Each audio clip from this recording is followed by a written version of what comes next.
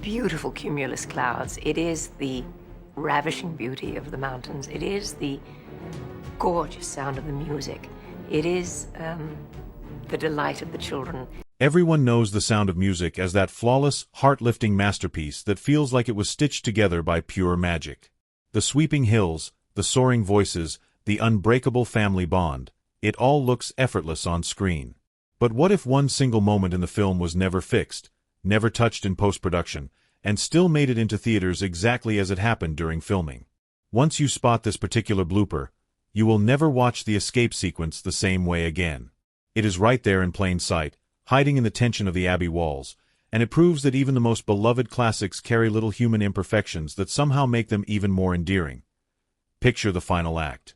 The Von Trapp family is fleeing the Nazis, hearts pounding, shadows stretching across the abbey grounds.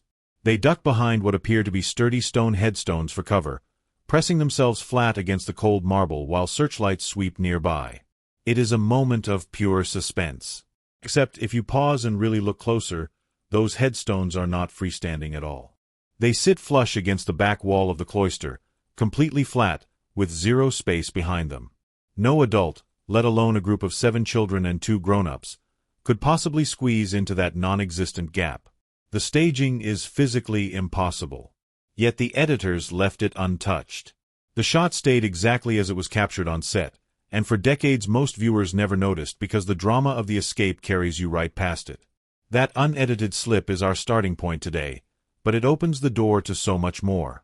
We are going to peel back the layers of this timeless film and uncover the real stories, the close calls, the technical headaches, and the surprising oversights that somehow survived into the final cut. By the end, you will see the Sound of Music not just as a polished gem, but as a living, breathing production filled with the same resilience and improvisation that the Von Trapps themselves embodied. Let us begin where the movie itself begins, at the top of that iconic Austrian hill. The opening sequence of Julie Andrews twirling in the meadow while belting out the title song looks like pure, spontaneous joy.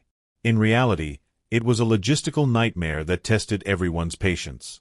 Director Robert Wise wanted an epic helicopter shot to capture the vastness of the landscape, something rare for a 1960s musical. The camera operator was literally strapped to the side of the aircraft, swooping straight toward Andrews as she spun with arms wide open. The problem was immediate and deafening. The helicopter's rotors created a hurricane-force downdraft that repeatedly slammed her to the ground. She later recalled being knocked flat 5, 6, sometimes 7 times in a row, spitting out grass and dirt each time the chopper circled back for another pass. A crew member had to crouch in the bushes with a megaphone, yelling cues over the roar because Andrews could not hear her own playback track. The farmer whose meadow they were using had promised to leave the tall grass untouched for that perfect, wind-swept look. When the crew returned after a delay, he had already mowed it short for his cattle. They had to scramble, planting taller blades and even relocating small trees to restore the fairy tale illusion. The cattle themselves were not thrilled by the constant noise and activity.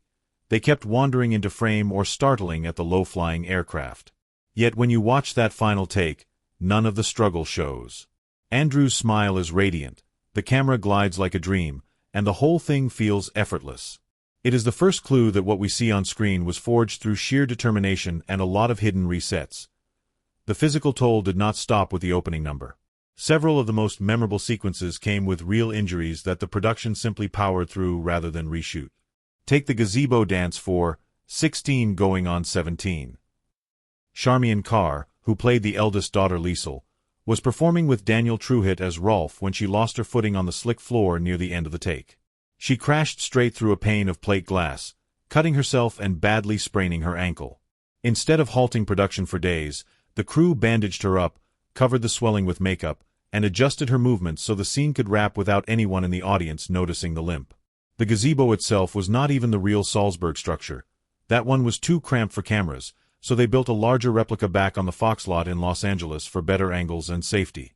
The final footage blends both locations so seamlessly that you would never guess the switch happened mid-shoot. Then there is the playful rowboat scene during Do Re Mi, where Maria and the children tumble into the lake in a burst of laughter. On camera it is pure delight, but behind the scenes it was genuinely dangerous. Kim Carruth, the youngest actress playing Gretel, could not swim a stroke. The plan was for Julie Andrews to fall forward and scoop her up immediately. In one take, however, Andrews toppled backward instead, leaving little Gretel flailing in the cold water, her head dipping under the surface. For a few terrifying seconds, the 5-year-old was in real trouble until crew members and fellow child actor Heather Menzies, Louisa, rushed in to pull her to safety. You can actually see Menzies helping carry Kareth out of the water in the finished film if you watch closely. The rescue became part of the final cut. The water was freezing, the costumes turned heavy and cumbersome once soaked, and they had to repeat the tip-over 4 times to get the spontaneous look just right. The children were exhausted and shivering between takes, yet their on-screen giggles sell the moment completely. Even the tender romantic core of the story was harder to capture than it appears. The moonlit kiss between Maria and Captain Von Trapp should have been pure magic, but filming it turned into an unintended comedy routine.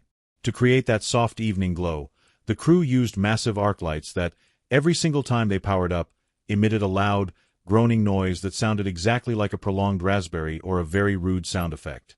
Andrews and Christopher Plummer would lean in, the lights would groan, and both actors would dissolve into uncontrollable laughter.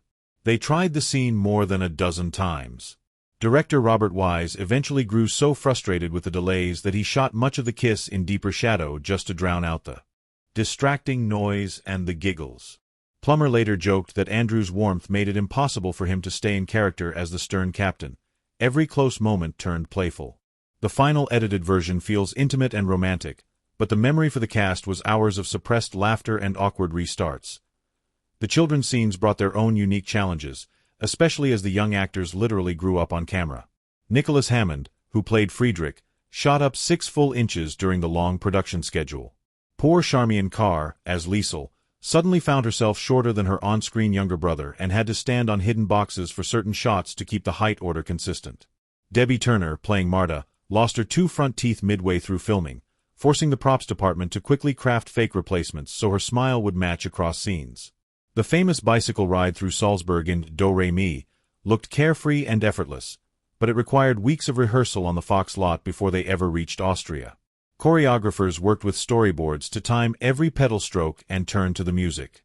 The puppet show number with the marionettes demanded even more precision. Professional puppeteers trained the cast for 3 solid weeks so the strings and movements would look convincingly self-operated. All of this preparation happened while the real Salzburg weather refused to cooperate. What appears as bright, sunny summer days on film was actually captured in stolen moments between relentless rainstorms. The shoot stretched from a planned 6 weeks to 11 because of constant downpours. Mud turned roads into quagmires, forcing equipment and even the actors to be hauled up hills in ox carts. Julie Andrews remembered being bundled in a fur coat, bouncing along in one of those carts while waiting for the next break in the clouds to film her big hillside shot. Continuity errors are scattered throughout the film like little Easter eggs for eagle-eyed fans. In the rainy window climbing moment when Liesel sneaks back into the house after meeting Rolf, she stands in the center of Maria's bed during one angle, only to appear suddenly on the side in the very next cut before jumping back to the middle again. Captain Von Trapp throws down the play curtain in anger, yet when the camera returns, the fabric has vanished from the floor entirely. During the guitar moment before Edelweiss, he holds a glass in his right hand while gesturing with the left, but the reverse shot shows the glass magically transferred to the other hand. In the Salzburg carriage ride, the same beauty salon storefront appears twice in quick succession because the crew reused the street to stretch the scene. Hair continuity breaks in Do Re Mi 2, wild and wind-blown in wide shots, perfectly neat in close-ups filmed on different days. Even the children's positions shift unexpectedly after the lake tumble. Louisa appears on one side of the group in one frame and on the opposite side holding Gretel in the next. These are not sloppy mistakes. They are the natural result of shooting out of sequence, combining takes from different weather conditions, and stitching everything together under tight deadlines. The magic of editing hides most of them, but the ones that slip through add a quirky charm once you notice. Some of the most delightful oversights happen during the musical numbers themselves. In the cozy bedroom scene where Maria sings "My Favorite Things" to calm the frightened children during the thunderstorm, little Marta can be seen mouthing the words, "Feel so bad," even though her character is not supposed to be singing along yet.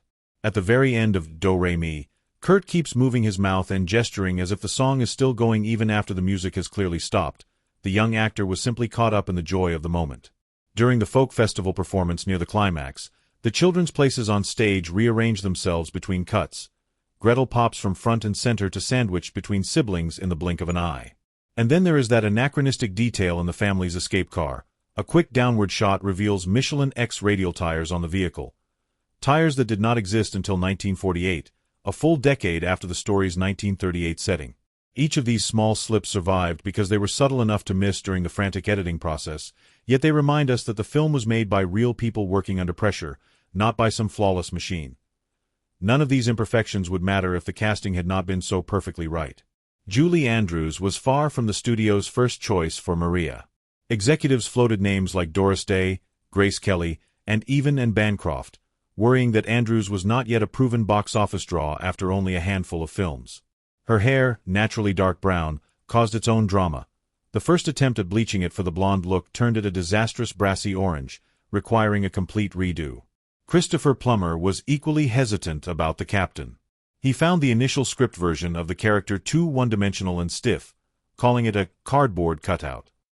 He turned the role down repeatedly while the studio courted Sean Connery, Richard Burton, and Yul Brynner. Plummer only agreed once the writers promised to deepen the role, adding charm, humor, and a gradual softening of the heart through Maria's influence. He even pushed for more nuanced scenes with the Baroness and a solo musical moment to show inner conflict. His singing voice was partially dubbed in the end, which frustrated him at the time, but the final performance radiates exactly the worldly authority and hidden tenderness the story needed. The film's massive success was anything but guaranteed. When it opened in 1965, some critics dismissed it as old-fashioned sentimentality at a time when Hollywood was leaning toward grittier stories. Audiences, however, could not get enough. Within weeks it topped the box office and refused to budge. It eventually surpassed Gone with the Wind to become the highest-grossing film of all time up to that point, selling over 283 million tickets worldwide and holding the record for 5 years. Families returned again and again, drawn by the emotional clarity, the unforgettable songs, and the sense of hope in the face of darkness. The melodies filled radio waves, the Salzburg locations became pilgrimage sites, and the story itself became a symbol of resilience and joy that transcended its era. What makes The Sound of Music endure is not that it was perfect, it is that it was imperfect in the most human ways possible. The unedited blooper in the Abbey escape scene, the hidden continuity jumps, the on-set accidents.